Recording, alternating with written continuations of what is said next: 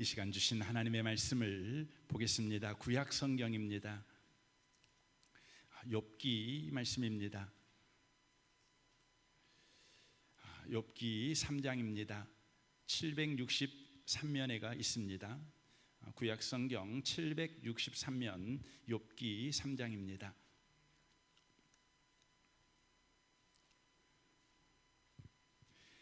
3장 1절부터 10절까지 기록된 말씀을 보겠습니다. 같은 목소리를 읽으실 때 하나님의 음성을 듣는 복 있는 시간 되시기를 바랍니다. 읽겠습니다. 그 후에 욥이 입을 열어 자기의 생일을 저주하니라. 욥이 입을 열어 이르되 내가 난 날이 멸망하였더라면 산의 아이를 베었다 하던 그 밤도 그러하였더라면 그날이 캄캄하였더라면 하나님이 위에서 돌아보지 않으셨더라면 빛도 그 날을 비추지 않았더라면 어둠과 죽음의 그늘이 그 날을 자기의 것이라 주장하였더라면 구름이 그 위에 덮었더라면 흑암이 그 날을 덮었더라면 그 밤이 캄캄한 어둠에 잡혔더라면 해의 날수와 달의 수가 들지 않았더라면 그 밤에 자식을 베지 못하였더라면 그 밤에 즐거운 소리가 나지 않았더라면 나를 저주하는 자들 곧 니오야단을 격동시키기에 익숙한 자들이 그 밤을 저주하였더라면 그 밤에 새벽별들이 어두웠더라면 그 밤이 광명을 발할지라도 얻지 못하며 동틈을 보지 못하였더라면 좋았을 것을 이는 내 모태의 문을 닫지 아니하여 내 눈으로 환난을 보게 하였음이로다. 이구나. 아멘.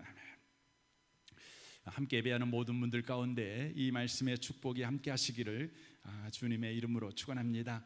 읽은 이 말씀에 의지해서 마음에 관한 5번째 말씀을 전하겠습니다. 오늘 말씀은 억울함에 관한 하나님의 말씀입니다.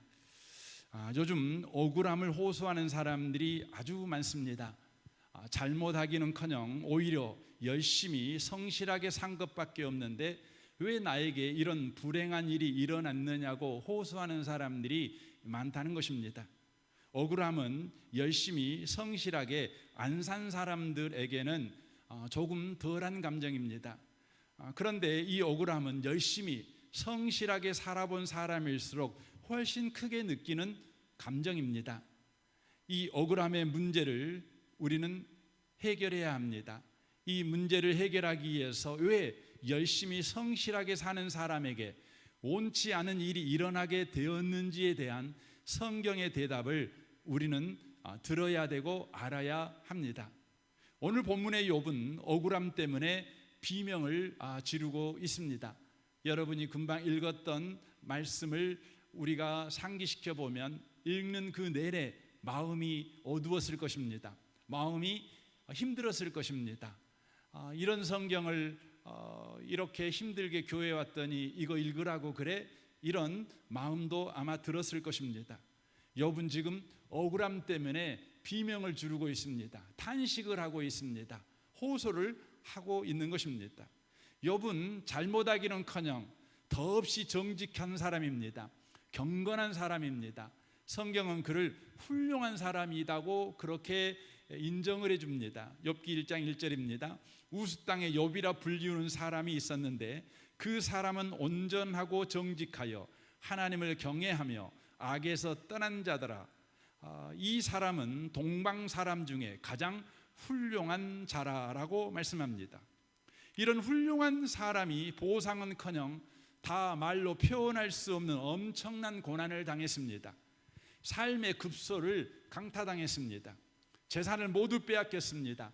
아들 7과 딸 3이 있는데 이 자녀들이 집이 무너져서 하루아침에 함께 다 죽어버렸습니다.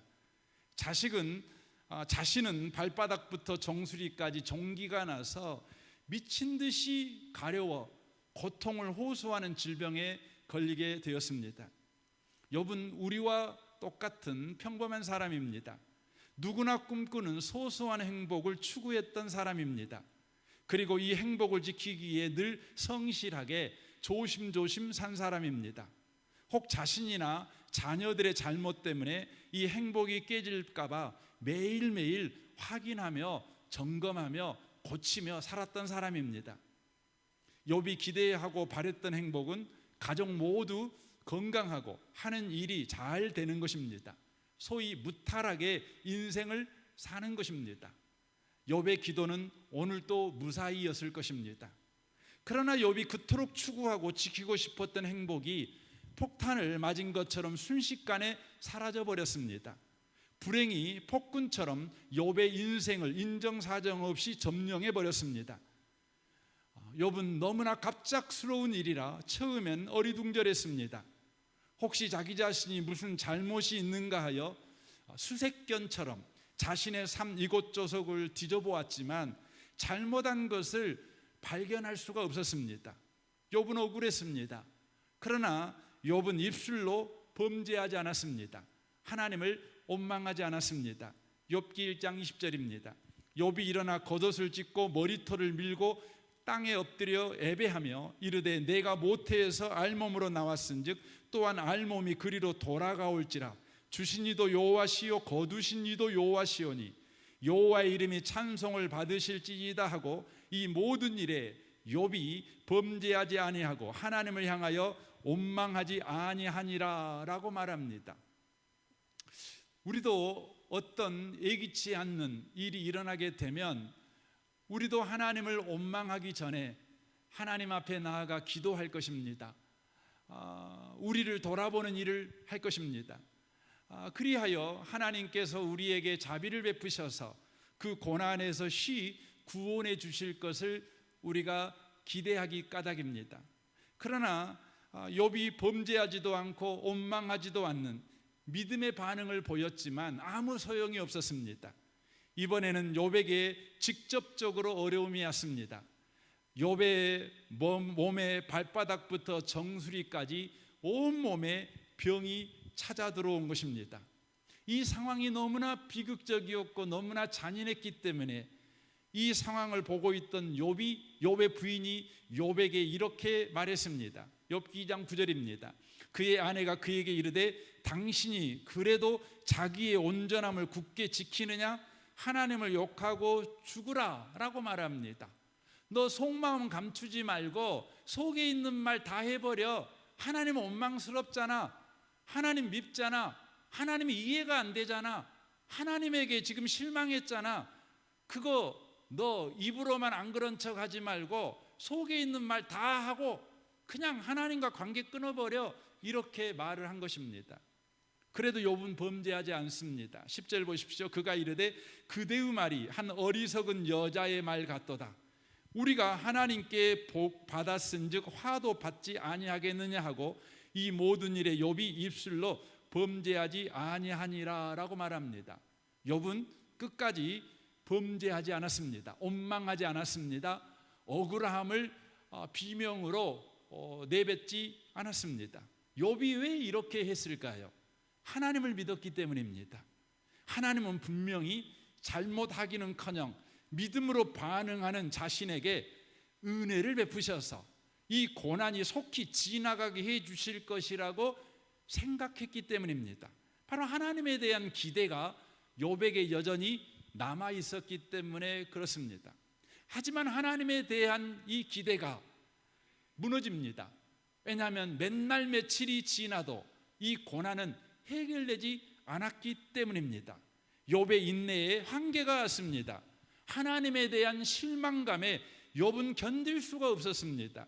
그래서 욥은 입술로 지금까지 꾹꾹 눌러 있었던 그 마음의 감정을 입으로 폭발해 버립니다. 그 내용이 오늘 우리가 읽었던 욥기 3장 내용인 것이지요. 1절은 이렇게 말합니다. 그 후에 욥이 입을 열어 자기의 생일을 저주하니라 라고 말하며 오늘 우리가 읽었던 10절까지의 내내 내용이 자기가 왜 태어났냐 이겁니다. 안 태어났어야 되는데 태어났다는 거, 그것을 저주하고 있습니다. 자기의 생일을 저주했다는 말이 어떤 의미의 말입니까? 이런 의미의 말이죠. 하나님, 잘 살아도 이거 방법이 없지 않습니까? 잘 살아도 고통이 오고 그걸 해결하자고 또 잘해도 고통은 끝나지 않고 더 고통이 가중되고, 그러면 나보고 어떻게 하란 말입니까? 나보고 어떻게 하라는 말입니까? 이런 세상이라면 차라리 안 태어났으면 좋겠습니다. 왜 이런 세상에 태어나게 하셔가지고 하나님도 곤란하고 나는 괴로운 인생을 살게 하십니까? 지금 이런 이야기를 하고 있는 것입니다. 그래서 3장 23절에 이렇게 말하지요. 메시지 성경 보십시오. 부질없는 인생, 삶의 의미를 찾을 길을 하나님이 모두 막으셨으니 살아서 무엇 하겠느냐라고 지금 고백하는 것입니다. 욥이 생각하는 삶의 의미는 잘하면 복받고 못하면 저주받는 것입니다. 그런데 이 삶의 의미, 이 삶의 원리가 하나님이 지금 어겨버리고 있다고 욥은 생각합니다. 이것이 하나도 통용되지 않도록 하나님께서 친히 막아버리고 있다고 생각합니다. 그러니까 살 필요가 없다는 것이죠. 더 이상 살아가지고 무슨 영광을 보겠느냐는 것이죠. 고통만 있는 세상을 살 것이다. 의문투성이의 인생, 어떻게 해야 될지 알 수 없는 갈팡질팡의 인생을 살 수밖에 없는 거 아니냐라는 이야기 아니겠습니까? 이 문제는 욥의 문제만이 아니지요. 우리 모두의 문제 아닙니까? 우리 모두가 여기에 여러분 걸려서 인생을 살고 있지 않습니까? 잘하면 복받고 잘못하면 벌받는다. 이 원칙을 우리는 굳게 믿지요. 어렸을 때부터 부모님이 끊임없이 우리에게 가르친 교육의 내용이 뭡니까? 사람은 착해야 돼, 거짓말하면 안 돼, 부지런해야 돼, 열심히 살아야 돼, 그래야 너 복받고 살아. 우리 이거 배웠습니다. 그런데 우리가 나이가 먹어 세상을 좀 더 경험하고 살다 보면 우리가 알게 되는 건 잘하면 복받고 잘못하면 벌받는 이 원칙이 무너져 있는 것을 우리가 보게 됩니다. 당황스럽죠. 어떻게 살아야 될지 모르겠습니다. 그러다 보니 인생을 어떻게 살아야 된다는 답이 없는 겁니다. 이제 삶이 더욱 불확실합니다. 성실하게 살아야 될지 아니면 그냥 되는 대로 살아야 될지 모르겠습니다. 그러니 삶의 열정이 식어갑니다. 삶의 태도는 점점 무기력해져 갑니다. 삶의 방식은 우울이고 타인에 대한 분노밖에 남지 않습니다. 우리의 신앙도 흔들리지요. 믿어도 소용없고 그렇다고 안 믿을 수도 없고.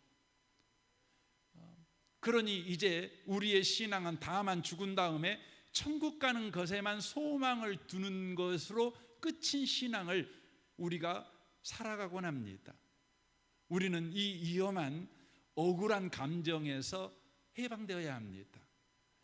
우리에게 일어나는 이 억울한 고난에 대한 성경의 대답을 우리는 들어야 된다고 하는 것입니다. 그러기 위해서 다음 질문에 대한 대답을 우리는 반드시 알고 인생을 살아가셔야 합니다. 어떤 질문입니까? 왜 하나님은 잘못하기는커녕 성실하게 그리고 경건하게 훌륭하게 삶을 살아가는 욥에게 악당들에게나 주는 고난을 주셨는가? 이 질문입니다. 성경의 대답은 이렇습니다. 히브리서 12장 말씀입니다.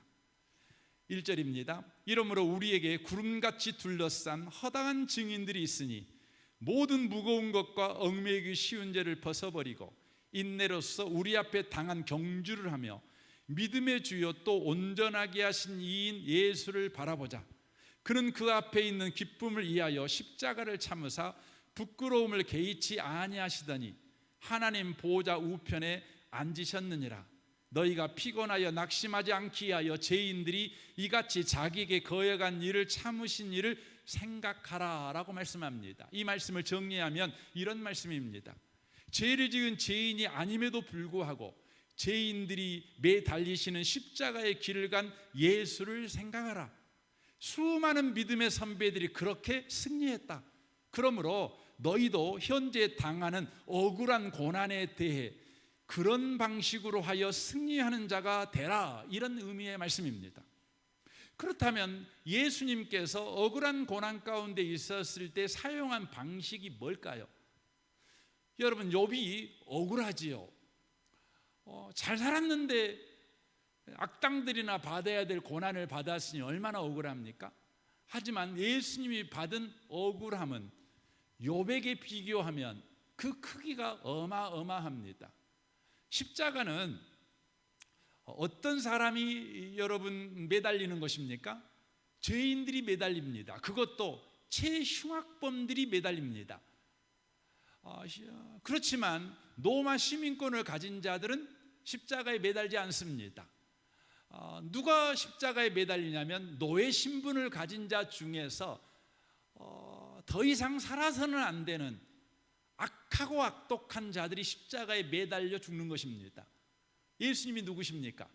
예수님은 로마 시민권을 가진 자와 비교가 되지 않는, 아니 로마의 귀족과 왕족과 비교가 되지 아니하는 영광 중에 영광의 신분, 하나님의 자녀의 신분을 가지신 분이십니다.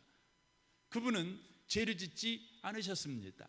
그럼에도 불구하고 예수님은 십자가에 매 달리셨습니다. 예수님은 십자가에 매 달리셨을 때에 수많은 사람들이 희롱하고 조롱하고 무시하고 멸시하고 침뱉었음에도 불구하고 여전히 십자가에 매 달려 있으셨습니다. 어떻게 예수님은 십자가에 여전하게 매 달리실 수 있었을까요? 바로 그것을 억울한 고난 가운데 있는 사람들은 알아야 된다는 것입니다. 2절 하반절 보겠습니다. 그는 그 앞에 있는 기쁨을 위하여 십자가를 참으사 부끄러움을 개의치 아니하시더니 하나님 보좌 우편에 앉으셨느니라 라고 말씀합니다. 예수님이 왜 억울한 십자가의 고난을 끝까지 짊어지셨냐면 그 앞에 있는 기쁨을 위하여, 곧 자기 앞에 기쁨이 있다는 것을 알았다는 것입니다. 이 지식이 예수님으로 하여금 끝까지 억울한 고난에서 억울해하지 아니하고 십자가를 지게 만드셨다고 하는 것이지요. 억울한 고난에서 승리하게 만드셨다고 하는 것입니다. 그 기쁨이 구체적으로 뭡니까? 하나님 보좌 우편에 앉는 것입니다. 이것을 통해 주님이 우리에게 가르쳐 주는 것은 예수님은 억울한 고난 속에 있는 하나님의 뜻과 그 목적을 알았기 때문에 억울한 고난을 참을 수 있었고 억울한 고난 속에서 승리할 수 있었다. 그 십자가의 길을 걸어갈 수 있었다. 이런 의미의 말씀인 것입니다. 이 말씀을 이렇게 예를 들어 말씀드릴 수 있죠. 예수님은 어둠 속에서 십자가 그 길을 걸어가신 것이 아니라 아침 햇빛 아래에서 그 길을 걸어가신 분이시다라는 의미의 말씀입니다. 우리가 어둠 속에서 어려움을 당하면 어려움 그 자체보다는 어둠이 더 무서운 것입니다. 하지만 우리가 대낮에 어려움을 당합니다. 우리가 등산을 해보면 등산 그 자체가 얼마나 힘이 듭니까? 하지만 등산을 우리가 끝까지 해낼 수 있는 것은 밝은 날에 바로 목적지를 우리가 알면, 그 끝을 알면 우리는 끝까지 걸어내갈 수가 있다는 것입니다. 목적지가 보이는 아주 환하게 밝은 세상에서 걸어가게 될 때에 우리는 억울한 고난을 내팽개치지 아니하고 끝까지 그 짐을 지고 목적지까지 갈 수 있다. 이런 의미의 말씀인 것입니다. 그러므로 사랑하는 성도 여러분, 억울한 고난을 당하셨습니까? 그러면 여러분 승리해야 합니다. 승리하기 위해서는 그 억울한 고난 속에 하나님이 집어넣어 주신 하나님의 뜻과 그 목적을 알고 그 길을 걸어가는 자가 되는 것이 무엇보다 중요하다는 것입니다. 그러면 그 뜻과 목적이 무엇입니까? 히브리서 12장 5절입니다. 또 아들들에게 고난과 같이 너희에게 권면하신 말씀도 잊었도다. 일렀을 때 내 아들아 주의 징계하심을 경히 여기지 말며 그에게 꾸지람을 받을 때에 낙심하지 말라. 주께서 그 사랑하는 자를 징계하시고 그가 받아들이는 아들마다 채찍질하심이라 하였으니 너희가 참음은 징계를 받기 위함이라.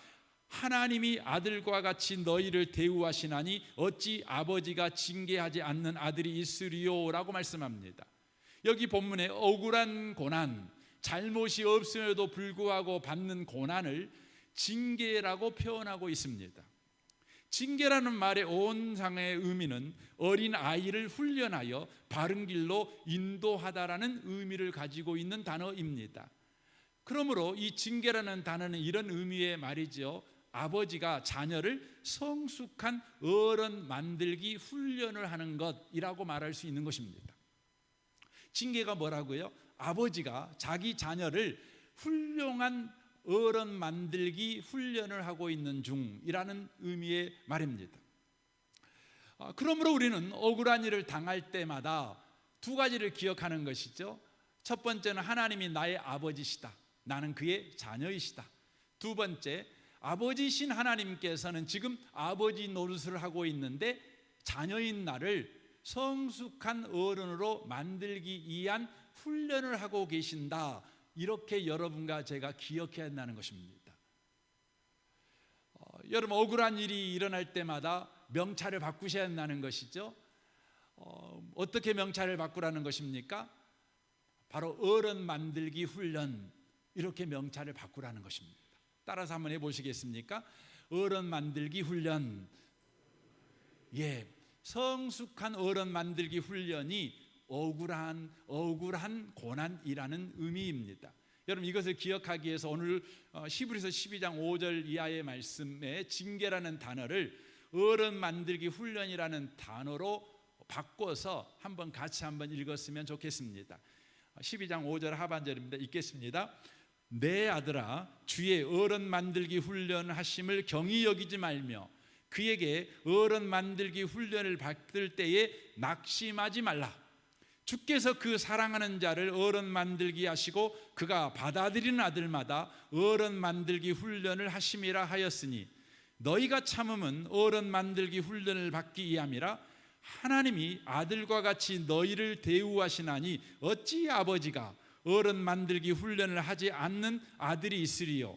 어른 만들기 훈련은 다 받는 것이거늘 너희에게 없으면 사생자요 친아들이 아니니라 라고 말씀하는 것입니다.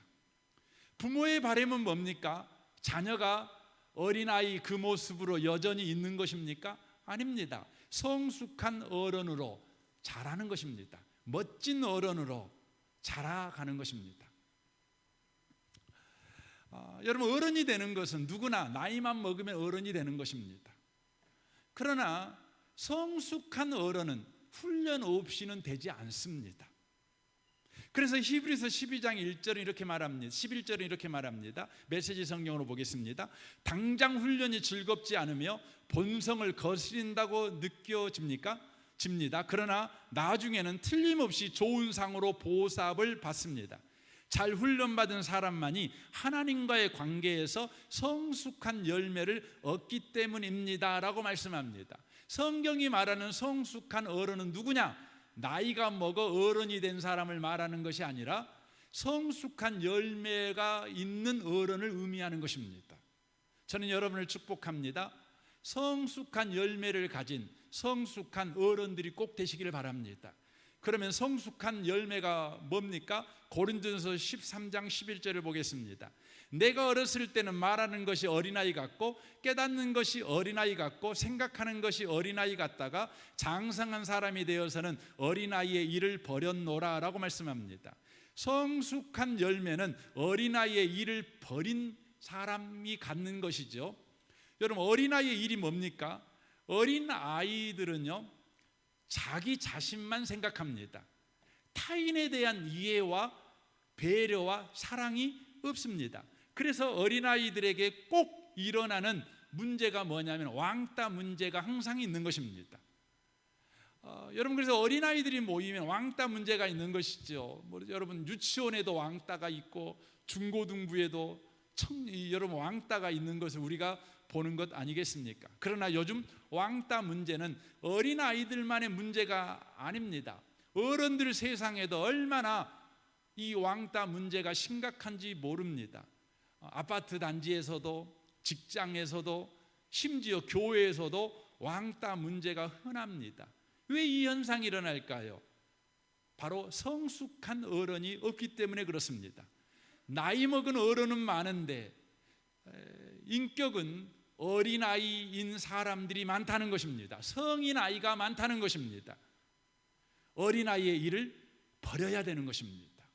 그러면 여러분, 성숙한 어른이 갖는 열매가 구체적으로 뭡니까? 12절에 이렇게 말합니다. 우리가 지금은 거울을 보는 것 같이 희미하나 그때에는 어른과 얼굴과 얼굴을 대하여 볼 것이요 지금은 내가 부분적으로 아나 그때에는 주께서 나를 아신 것 같이 내가 온전히 알리라. 그런즉 믿음, 소망, 사랑 이 세 가지는 항상 있을 것인데 그 중에 제일은 사랑이라 라고 말씀합니다. 성숙한 어른은 성숙한 열매를 가지고 있는데 그 성숙한 열매가 뭐냐? 하나님과의 친밀한 관계에서 어떤 경우에도 믿음, 소망, 사랑을 가지고 사는 것이라고 성경은 말씀하고 있습니다. 다시 말씀드리면 하나님과의 사랑의 관계 속에서 하나님의 사랑에 대한 믿음과 소망 때문에 사람에 대한 사랑을 포기하지 않는 사람, 사람에 대한 사랑을 중단 없이 베푸는 사람, 이 사람이 성숙한 열매를 가진 성숙한 어른이다라는 의미의 말씀입니다. 하나님은 우리를 구원하셨습니다. 그리고 우리를 하나님의 자녀 삼으셨습니다. 하나님의 자녀로 삼으신 하나님 아버지께서는 이제 아버지 노릇을 하십니다. 저와 여러분이 나이 먹어 그냥 자연적으로 어른이 되는 자가 아니라 훈련을 통해 성숙한 열매를 가진 성숙한 어른이 되도록 저와 여러분을 끊임없이 훈련하십니다. 이것이 로마서 5장 1절이죠. 보십시오. 그러므로 우리가 믿음으로 의롭다 하심을 받았으니 우리 주 예수 그리스도로 말미암아 하나님과 합평을 누리자. 또한 그로 말미암아 우리가 믿음으로 서 있는 이 은혜에 들어감을 얻었으며 하나님의 영광을 바라고 즐거워하느니라. 다만 이뿐 아니라 우리가 환난 중에도 즐거워하나니 이는 환난은 인내를, 인내는 연단을, 연단은 소망을 이루는 줄 알미로다 라고 말씀합니다. 여기에 보면 예수로 말미암아 우리가 구원을 받았는데 우리가 받은 구원이 시간상으로 보면 두 가지 구원인 것을 말씀합니다. 이미 얻은 구원과 장차 받을 구원입니다. 1절에 보면 믿음으로 의롭다 하심을 받은 것, 예수 그리스도로 말미암아 하나님과 합평하게 된 것, 2절에 이 은혜에 들어간 것, 이것은 이미 받은 구원입니다. 그러나 2절에 하나님의 영광을 바라고 즐거워하는 약속, 이 소망, 이것은 장차 우리가 받을 구원입니다. 그러니까 예수 믿는 사람들은 이미 일어난 구원과 장차 받을 구원 사이를 살고 있는 사람들입니다. 그런데 이 사이가 어떤 것으로 채워져 있습니까? 3절을 보시면 환난 중에도 즐거워하나니라고 말씀하심을 통해서 바로 환난으로 채워져 있다는 것입니다. 이 말은 이미 얻은 구원을 가지고 장차 받을 구원으로 우리가 나아가게 될 때에 훈련을 통해서 장차 받을 구원을 얻게 된다라는 의미의 말씀이 되는 것입니다. 여러분, 현재 우리가 받은 구원은 신분의 구원입니다. 하나님의 자녀가 된 구원이지요. 천국 백성 된 구원이죠. 그런데 우리가 장차 받을 구원은 뭐냐면 상태의 구원입니다. 성품의 구원입니다. 저와 여러분이 예수님 닮은 성품을 가진 자가 되는 것이죠.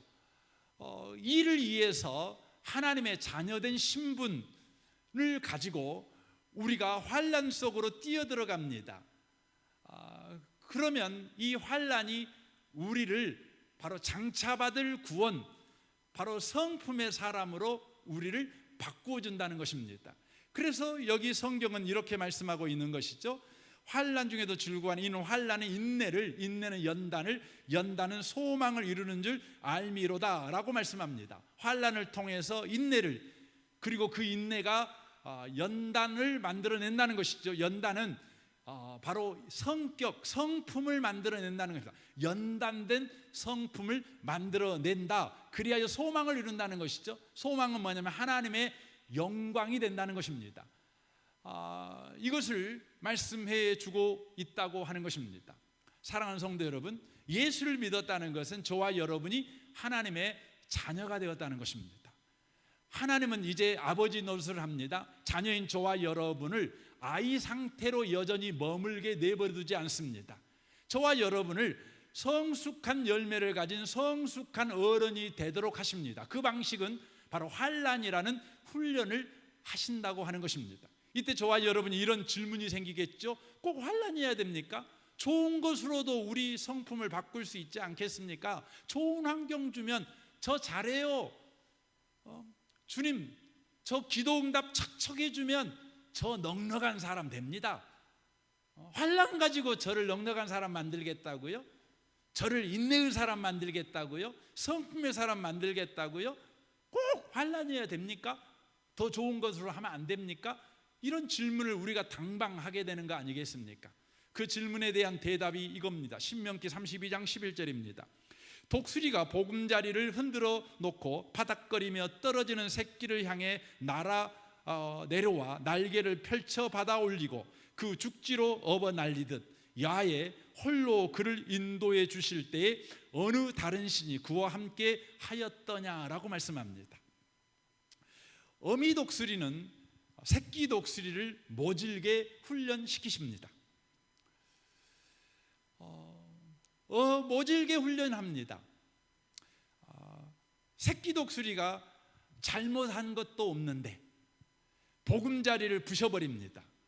그리고 절벽 밑으로 떨어지는 것을 내버려 둡니다.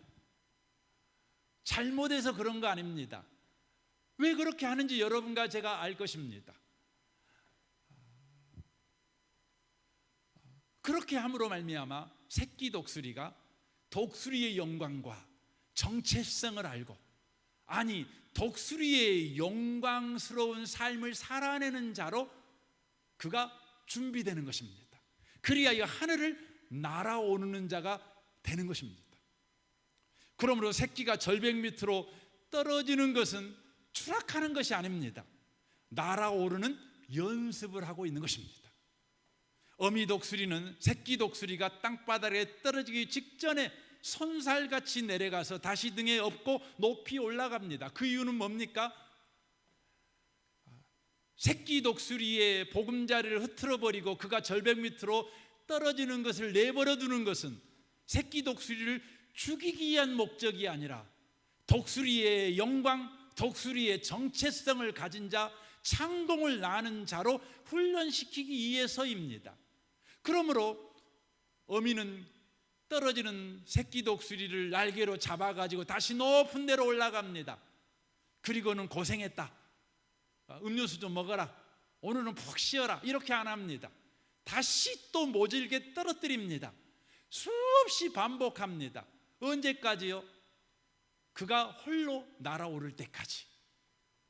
어미 독수리는 새끼가 잘못한 것이 하나도 없는데 새끼가 편안한 보금자리에 앉아만 있게 내버려두지 않습니다. 그 날카롭고 무서운 발톱으로 둥지를 다 흩어버리고 혹독한 훈련을 시킵니다. 자라게 합니다. 날아오를 때까지, 날개에 힘이 생길 때까지 그렇게 합니다. 어미 독수리가 사랑이 없어서 그럽니까? 어미 독수리가 무서운 독수리라 그럽니까? 아니지요. 날아올라야 될 새끼니까, 반드시 날아올라야 될 독수리니까 그렇게 하는 것입니다. 하나님도 마찬가지입니다. 우리를 구원하여 자녀 삼으신 이유, 아버지 노릇을 우리 하나님은 하십니다. 저와 여러분이 편안하게 어린아이의 삶을 여전히 살아가기를 원하지 않습니다. 기도하면 기도 응답받고, 찬양하기만 하면 마음의 기쁨이 넘쳐나고, 전도하러 가기만 하면 예수 믿는 사람들이 연이어 나오고, 시험 치기만 하면 다 합격이고, 자녀들은 무조건 잘 되고, 여러분 그런 나날이 있습니다. 보금자리에 여러분과 저를 보호하는 시간이죠. 하지만 주님은 그 생활을 지속하지 않습니다. 보금자리를 깨버립니다. 기도해도 기도 응답 안 되고, 착하게 살아도 삶이 엉망이고, 시험 보기만 하면 떨어지고, 열심을 내도 안 되고, 내가 누군가에게 최선을 다하지만 오해만 쌓이고, 내 주변에 왼수는 왜 이렇게 많은지, 나를 못 잡아먹어서 안달난 사람은 왜 이렇게 많은지, 이런 상황이 우리 가운데 펼쳐집니다. 왜입니까? 우리를 죽이기 위해서요? 아닙니다. 여러분과 제가 받는 억울한 고난 때문에 여러분 죽는 사람은 없어요. 죽지 않아요. 고린도전서 10장 13절에 이렇게 말하죠. 사람이 감당할 시험 밖에는 너희가 당할 것이 없나니 오직 하나님은 미쁘사 너희가 감당하지 못할 시험 당함을 허락하지 아니하시고 시험 당할 쯤에 또한 피할 길을 내사 너희로 능히 감당하게 하시느니라라고 말씀합니다. 그러므로 죽을까 망할까 패배할까 그건 염두에 두지 말라는 것입니다. 그러므로 억울한 고난 가운데 있다면 저와 여러분이 해야 될 일이 있습니다. 이사야 40장 27절 이렇게 말하지요. 이스라엘아 어째서 너는 여호와께서 내 고통을 보지 않으며 내가 온통한 일을 당하여도 무관심한다고 불평하느냐? 너희는 알지 못하느냐? 너희는 듣지 못하느냐? 여호와는 영원하신 분이시며 온 세상을 창조하신 분이라는 것을, 그는 피곤하거나 지치지 않으며 그의 깊은 생각은 헤아릴 수가 없다. 저는 여기에 주님이 피곤하거나 지치지 않는다 이 말을 과거에는 오해했습니다. 그런데 오늘 성경을 준비하고 전체 문맥에서 이 말씀을 보니까 주님이 뭐에 안 피곤하고 뭐에 안 지치느냐? 나를 훈련시키는 일에 안 지치셔요. 내가 하나님 앞에, 하나님 이럴 수가 있습니까? 아버지가 뭐 이래요? 사랑 많으신 아버지가 뭐 이럽니까? 뭐 이따입니까? 좀 쉬었다 합시다. 좀 평안 좀 주세요. 좀 내 삶에 아이스크림도 한번 먹게 하시고 단맛도 느끼게 좀 해주셔야지 계속 몰아치면 됩니까? 이렇게 우리가 불평하고 원망할 때 우리 주님께서 그런 오해받는 게 싫어가지고 주님이 그래 그만하자, 나도 너한테 그런 소리 듣고 싶진 않다, 이렇게 주님이 우리의 잔소리에, 우리의 억울함에, 우리의 불평에 주님이 피곤해하고 지쳐가지고 우리를 향해서 훈련하는 거 그만합니까? 아버지 노릇을 그만해버립니까? 아니라는 것입니다. 그는 피곤한 자에게 힘을 주시고 무능한 자에게 능력을 더해 주셔요. 이 말은 무슨 의미의 말입니까? 그가 힘을 얻을 때까지, 그가 능력을 얻을 때까지, 그가 날개를 펴서 하늘을 날아오를 때까지 우리 주님은 그 일을 계속하신다는 것입니다. 그래서 청년이라도 피곤하고 지치며 건장한 청년이라도 넘어지고 자빠지나 오직 여호와를 바라보고 의지하는 자는 새 힘을 얻어 독수리처럼 날개치며 올라갈 것이요 달려가도 지치지 않고 걸어가도 피곤치 않을 것이다. 여러분, 어린아이가 나이 먹으면 누구나 다 청소년이 되는 겁니다. 나이 먹으면 누구나 다 여러분 등치가 있는 청년이 되는 겁니다. 그렇다고 그래서 나이 먹었다고 그래서 안 피곤합니까? 청년이 됐다고 그래서 여러분 안 넘어집니까? 아니에요. 나이만 먹어서 청년 되고 청소년 되면 다 넘어집니다. 삶이 만만하지 않습니다. 삶이 그렇게 꽃길이 아닙니다. 가시나고 건컨기가 나는 인생 아닙니까? 첩첩산중이 아닙니까? 그럼에도 불구하고 여러분 성숙한 청년은, 성숙한 청소년은 안 넘어집니다. 걸어갑니다. 어떤 자가요, 우리에게 억울한 고난이 주어졌을 때 여호와를 바라보는 겁니다. 내가 지금 떨어지는 것은 추락하는 것이 아니라 날개에 힘을 기르는 시간이다. 날아오르는 연습을 하는 시간이다. 우리 주께서 지금 나에게 심판주로 오신 것이 아니라 아버지 노릇을 하고 있다. 나는 그분의 자녀다. 이 사실을 알고 주님을 바라보는 것이죠. 그때 어떻게 됩니까? 독수리처럼 날개치며 올라가는 것이죠. 어느 순간인가 날개에 힘이 생기는 것입니다. 믿음의 힘이 생기는 것입니다. 맨날 기도할 때마다 해결해 주세요, 고쳐주세요 늘 기도하던 사람이 이제 믿음으로 열방과 민족을 품는 위대한 기도를 하기 시작합니다. 소망의 날개짓을 하기 시작합니다. 더 위대한 사랑의 날개짓을 하기 시작한다는 것입니다. 그래서 예레미야 3장 28절에 이렇게 말합니다. 우리 같이 한번 이 말씀을 읽었으면 좋겠습니다. 메시지 성경입니다. 삶이 힘겹고 짐이 무거울 때 홀로 있어라. 침묵 속으로 들어가라. 바닥에 엎드려 기도하여라. 캐묻지 마라. 다만 나타날 소망을 기다려라. 고난으로부터 달아나지 마라. 정면으로 맞서라. 우리에게 최악의 상황이란 없다. 왜 그런가? 주님은 한 번 가면 영영 돌아오지 않는 분이 아니기 때문이다. 그분은 엄하시나 또한 자애로우시다. 그분의 신실한 사랑은 무진무궁하여 동나는 법이 없다. 그분은 우리에게 고난을 주시고 난관에 봉착게 하는 것을 즐거워하지 않으신다. 결론적으로 말씀을 드리겠습니다. 욥은 지금 어린아이 상태입니다. 자신의 옳은 행위를 통해 자신의 둥지만 붙들고 사는 사람입니다. 하나님, 다른 건 다 필요 없고요, 우리 자식들 그저 잘 되면 저는 그저 더 이상 소원이 없습니다. 이렇게 자기 둥지만 붙들고 사는 욥이었다는 것입니다. 그러나 하나님은 자기의 둥지만 붙들고 사는 욥을 내버려 두지 않으셨습니다. 성숙한 열매를 가진 성숙한 어른으로 그를 바로 키우기를 원하셨습니다. 그래서 하나님은 그 둥지를 다 흩어버린 것입니다. 잘못이 없는데도 그 둥지를 흩어버린 것입니다. 왜요? 폭풍우를 뚫고 창공을 나는 자가 되게 하기 위해서라고 하는 것입니다. 이 아침에 오신 복 있는 성도 여러분, 여러분과 저도 송구용신 예배 때마다, 아니 기도할 때마다 구하는 것이 내 둥지를 주님 흩어버리지 말아 주십시오. 이거 아닙니까? 주님, 우리 가족 건강하기를 원하고 내가 하는 일 좀 잘 됐으면 좋겠고, 그러면 더 이상 소원이 없습니다. 우리 주님은 말씀합니다. 너는 그 정도 사람이 아니야. 너는 하나님의 영광, 거기까지 가야 돼. 너는 하나님의 자식이야. 나는 너에게 아버지 노릇할 거야. 이 말씀이 여러분의 귀에 잘 들렸으면 좋겠습니다. 그리하여 여러분의 인생이 대명천지 밝은 날에 그 길을 걸어가는 인생이 되시기를 주님의 이름으로 축원합니다. 아멘. 우리 같이 이 시간